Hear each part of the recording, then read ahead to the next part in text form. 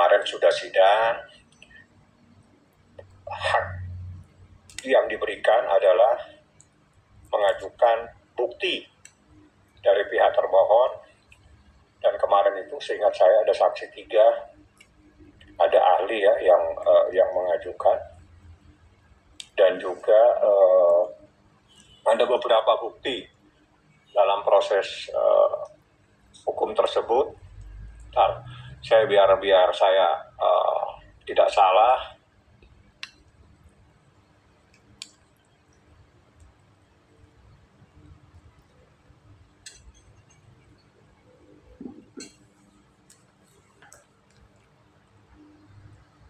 Jadi saksi ahli anak 2, saksi ahli IT 1. Jadi biar saya tidak salah, walaupun saya tahu ada 3, tapi kan harus sesuai dengan kehadiran mereka. Jadi seperti itu. Dan proses berlanjut lagi insya Allah hari Rabu. Ya kita memang itu hak yang harus diberikan oleh pihak daripada termohon seperti itu. Mungkin hukum itu harus dibuktikan dengan hukum. Artinya kalau memang ada indikasi, harus bisa dibuktikan dengan adanya bukti laporan polisi. 1. Yang kedua, harus dibuktikan dengan adanya visum. Visum itu pasti dilakukan di rumah sakit pemerintah.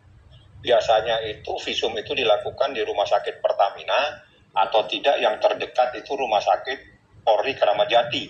Kalau tidak ada visum dari institusi atau rumah sakit yang ditunjuk oleh pihak kepolisian, itu patut diduga tidak bisa dibenarkan, tidak bisa kita melihat adanya sebuah kebenaran, adanya kejadian tersebut.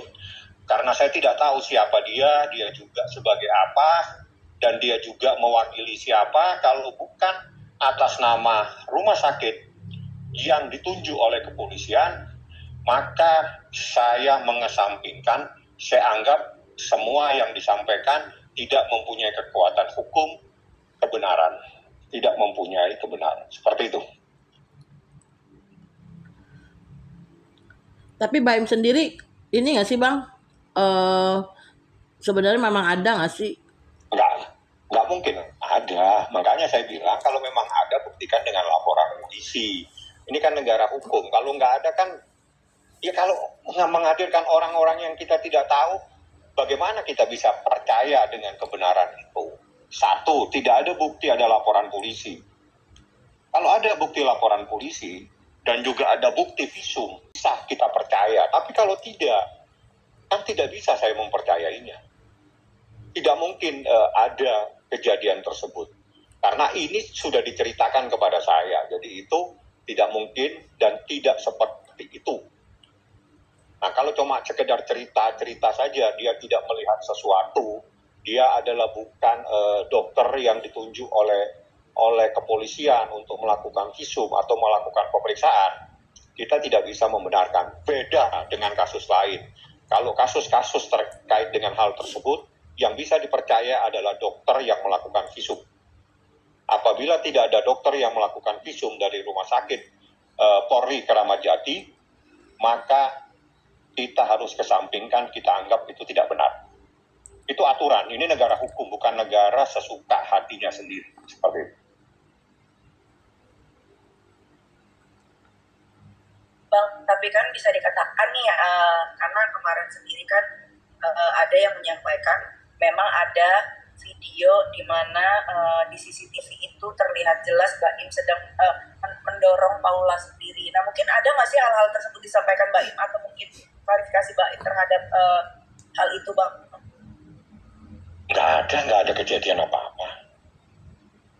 Jadi kalau memang ada kejadian, itu kan KDRT ya, kekerasan dalam rumah tangga, itu harus bisa dibuktikan dengan adanya bukti laporan polisi. Nah, kalau tidak ada, dan itu pun sudah tidak mempunyai nilai di dalam proses hukum ini. Jadi kalau berbicara, ini kan persoalan rumah tangga, kalau berbicara tentang perceraian, ini udah selesai.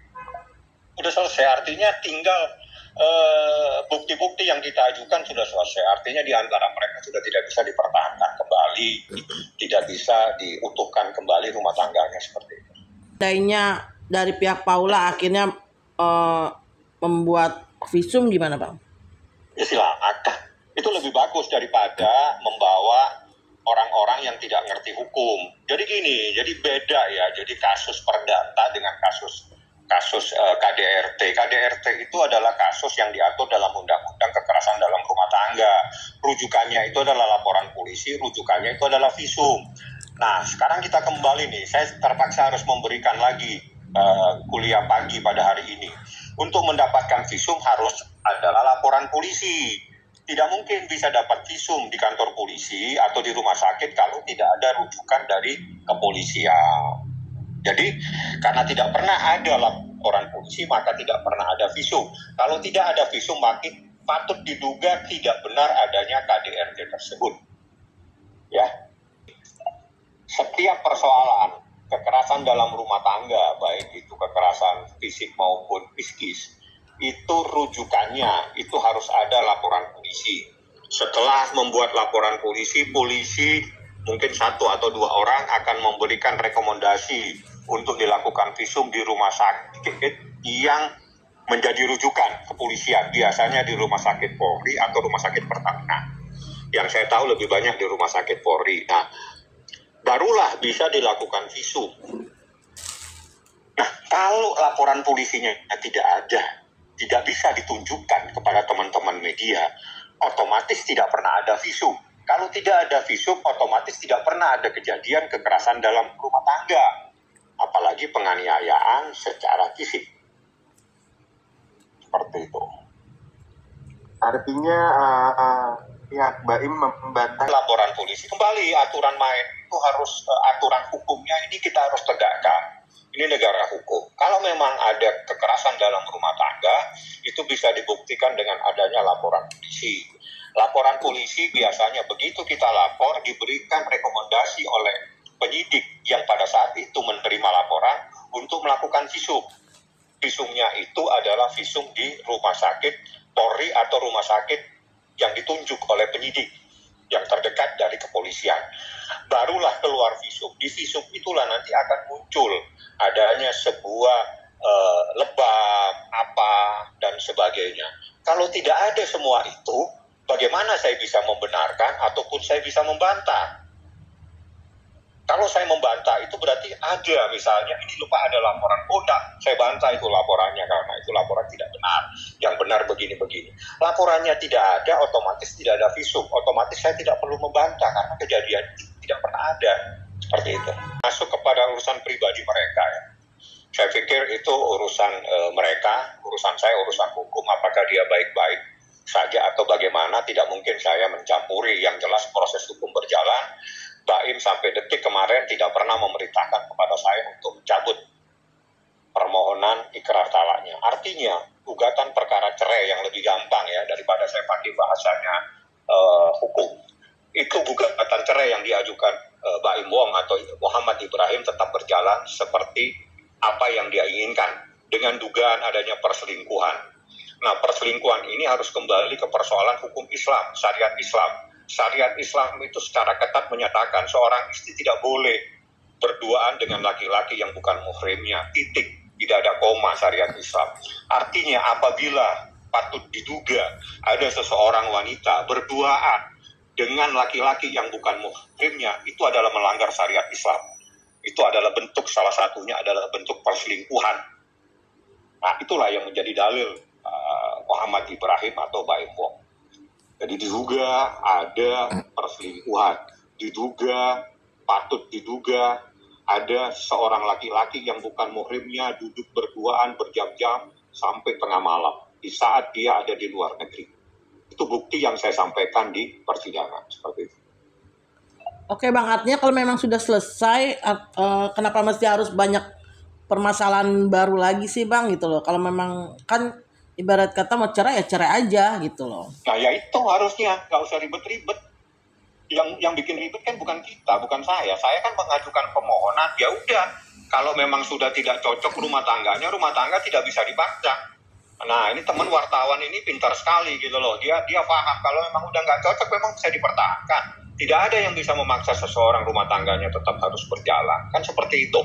Kalau seorang laki-laki atau seorang perempuan, manakala sudah tidak cocok, tidak ada yang bisa memaksa.